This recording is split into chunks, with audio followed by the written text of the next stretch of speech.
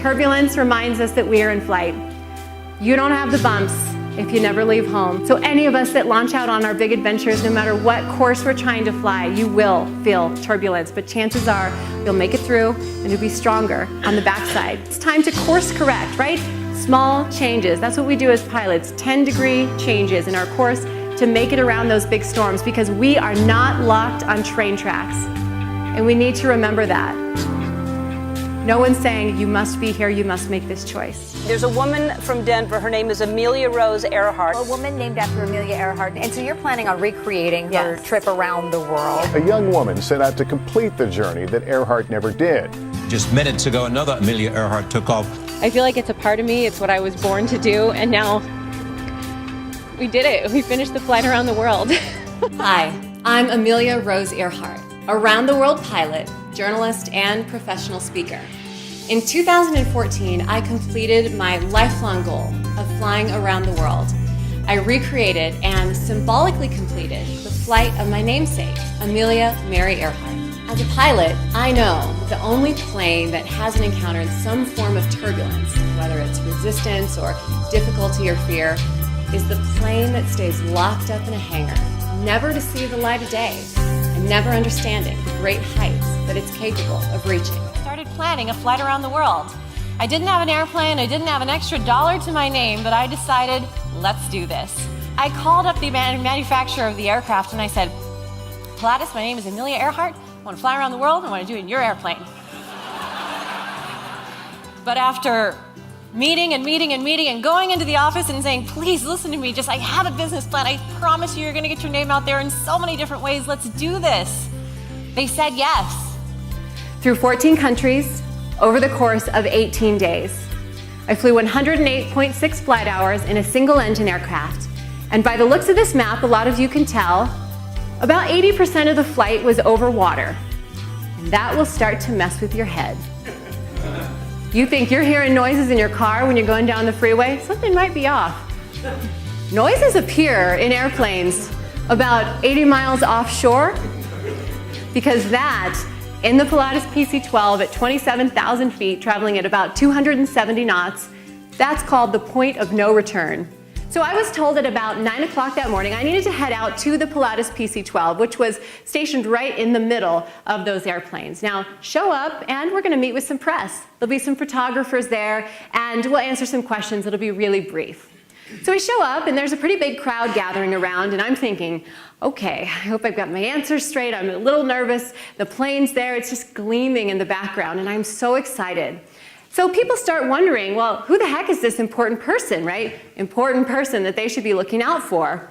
Meanwhile, I'm looking for the same thing, going, who else is going to show up here that I'm excited to meet? So the crowd starts to gather, and the photographer, one of them says, well, Amelia, step up on the stairs of the door of the aircraft like you would walk inside. So I say, sure. So I step on up, and this is like news, Amelia, right? You see this on 9 News in the morning. I'm probably ready to point at something like I am now. It's a nervous habit. But holding a clicker is too, so this is actually a comforting feeling for me.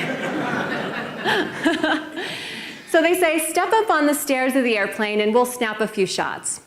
Well, this crowd's gathering, and I see a gentleman in the background, and he's looking very much like a captain. He's got his epaulets, 4, of course, because he is a captain. They are gold and glowing, very shiny, just like his gold chain that he's got around his neck. Pressed white shirt, black pants, and patent leather shoes. And he steps out of the crowd because it's sort of a low moment here as the photographers are readjusting. And he says to me, ma'am, I see you taking a picture next to this airplane here. Would you like to have a pilot in your photo with you? And I immediately think to myself, oh, this is going to be fun. And so I very innocently say in front of the entire crowd, which everyone who knows me is like, oh, what is she going to say? I say, excuse me? And he says, oh, yeah, I fly this plane, so I thought if you're going to take a picture next to it, I could, show you around a little bit. I could take a picture with you. And I said to him, well, sir, there is a pilot in my photo. And you know what he did? He leaned over and he looked inside the airplane. And that is one of those moments that I will never forget because it felt so good.